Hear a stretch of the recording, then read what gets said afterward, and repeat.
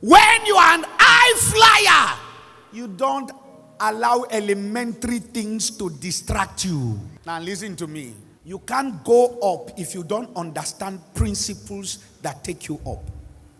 One of the industry that is highly regulated, guided with all care, it is the aviation industry, because of the complexity and the vastness and the sensitivity of that industry. You don't just wake up and say you want to go and board a plane.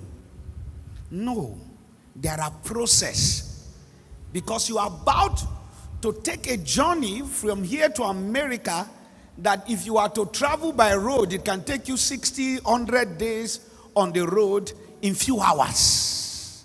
So that industry is so guided. So the pilots will do their checks. The owner of the aircraft fleet will do their check. That country where you are will do their check. And now listen to me. If you fly private jet, you understand this, that you don't fly over any country without taking a pass over that country. There are certain fees you pay, and they must be aware that this aircraft is about to fly. So you don't fly anyhow. The reason why some people go up and they come down, they break principles of high flying.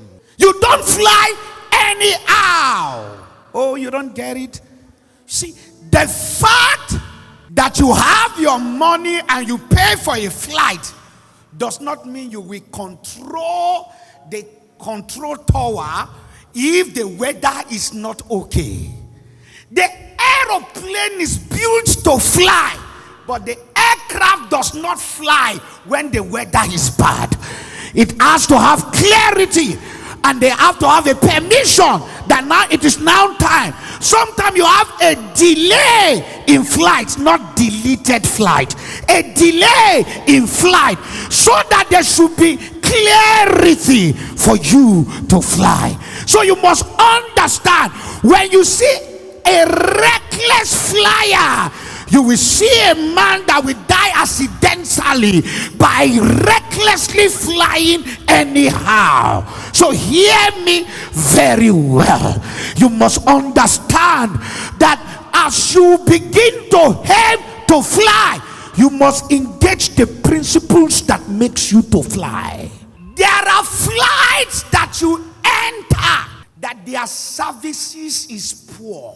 It depends on the kind of flight that you are going. Now hear me.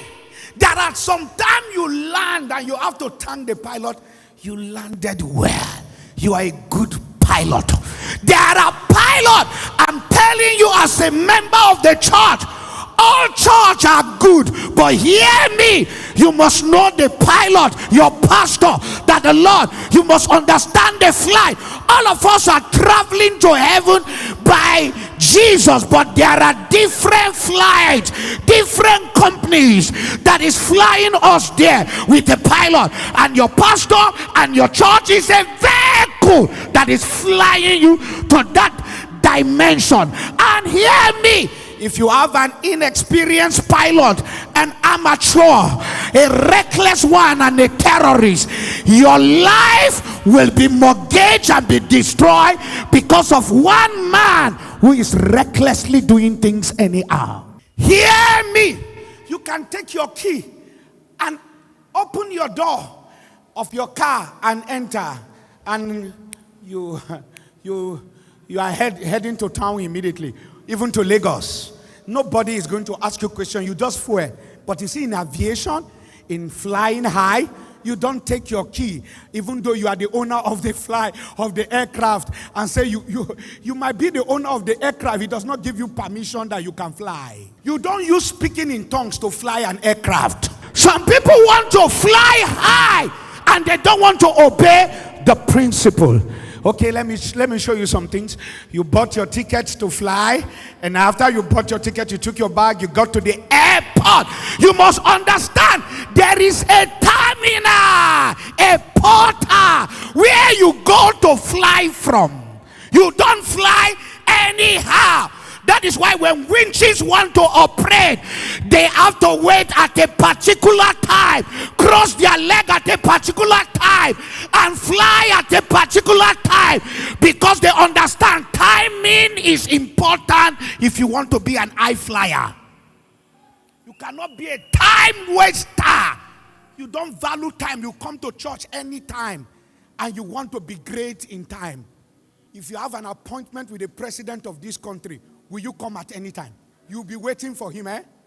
You see, when I teach certain principles, people think I'm being hard, but they don't understand that it's one of the things I have learned. I'm the pastor of this church, but when it is morning, I carry my bag, I dress up, I'm coming to office. My wife knows that. I have to report to office. Nobody will hold me if I stay at home, but I'm accountable to my maker. And you don't run church by sitting down at home. You see, if you don't discipline yourself, you will soon at time not become a principality. You don't get to the airport at any time. You get to the airport 2 hours before your flight. And if you don't meet up, you miss your flight. And they will not change the regulation because of you. Some of you have missed your flight in destiny because of your recklessness to timing. You need to know your timing. Your timing. The timing where the money will come. The timing of the opportunity. The time you need to understand timing. No high flyer flies without understanding timing. Then you check in. Then there's a waiting time. Then there's a boarding time. Even though you make it into the flight, you have to put and respect safety precautions. You put your seat belt. Because hear me, when the plane is cruising from the ground and is about to ascend, it is trying to violate gravitational force that says whatever goes up must come down. You will begin to see some shaking.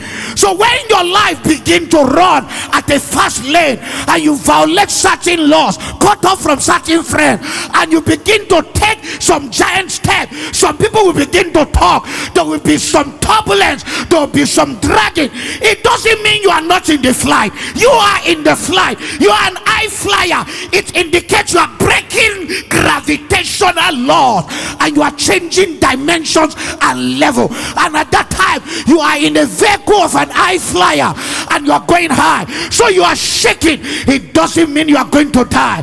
I mean, there is a shaking. At that time, no movement, no using of the laboratory, because it is an encounter with destiny to change dimension. Somebody is fighting me. Somebody doesn't like me. They are gossiping me. I'm taking up, because whenever you are about to take up, people will put their mouth on you. They will gossip you. They will attack you. It will look like you are about to fall. No, you are not falling. Put up your belts of righteousness. Just hold and stay focused. I'm traveling. I'm going to Johannesburg. I'm going to America. I'm going to the next level of my life. I'm not with my enemies. They might be talking about me. I'm not afraid of what they say. They are not in the flight I am experiencing. Then you change levels. Then you change levels. After some time, you hear just a noise. Bam, the switch of the seatbelt. Now you cannot move around. So you get to a point in your life when you were taken to the third heaven. Paul said, I knew of a man, whether in the flesh or in the spirit, that was taken to the third heaven. He saw things that cannot be uttered in the flesh. There are levels you enter. You can't explain your promotion. You can't explain your success, because if you tell them, they cannot understand. So at that level, you walk around, you stretch your legs, and they begin to serve you, and you begin to eat in the flight. Do you know why? You paid the price to enter that dimension. When you are on a hair and you are airborne and you are flying, you don't do like a man driving with a Prado Jeep to Lagos. You can't stop at every junction. People who are high flyer, they don't park on the road. They don't buy tomatoes on the road. They don't buy chin chin on the road, because you are high flyer. At that that level there is no professor. That level there is no I want to stop at that junction. No. Because the Lord that engage you going high is different from physical and land mobility. Can I talk to somebody? They will not see you. They will talk about you. But tell them, Mutilo, high flyers, are you hearing me? Maritally, financially, spiritually, can you jump up and lift up your leg and shout fire?